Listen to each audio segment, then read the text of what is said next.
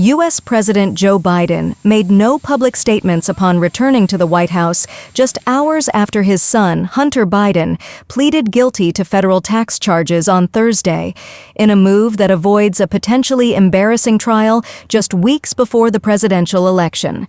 Biden had been set to stand trial in a Los Angeles federal courthouse on criminal charges of failing to pay $1.4 million in taxes while spending lavishly on drugs, sex workers, and luxury items. Instead, he pleaded guilty to all 9 charges against him.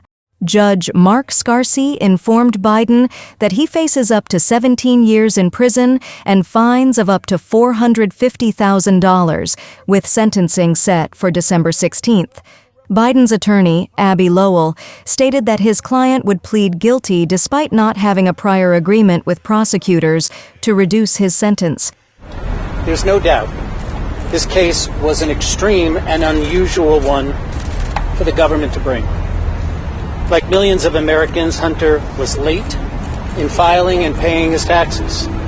Unlike those millions of Americans, he was charged criminally for his failures that occurred during the depths of his addiction to drugs and alcohol, and which he has rectified by paying his overdue taxes in full with interest and penalties.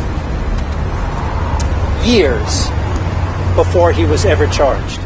The guilty plea averts what could have been a lengthy and high-profile trial during the peak of the election campaign, where voters will decide between Democratic Vice President Kamala Harris and Republican former President Donald Trump on November 5th. President Joe Biden dropped his re-election bid in July under pressure from fellow Democrats.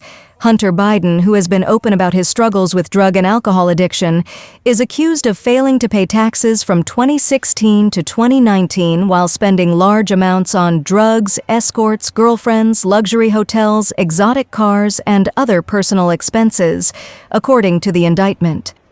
The White House has stated that President Biden has ruled out pardoning his son.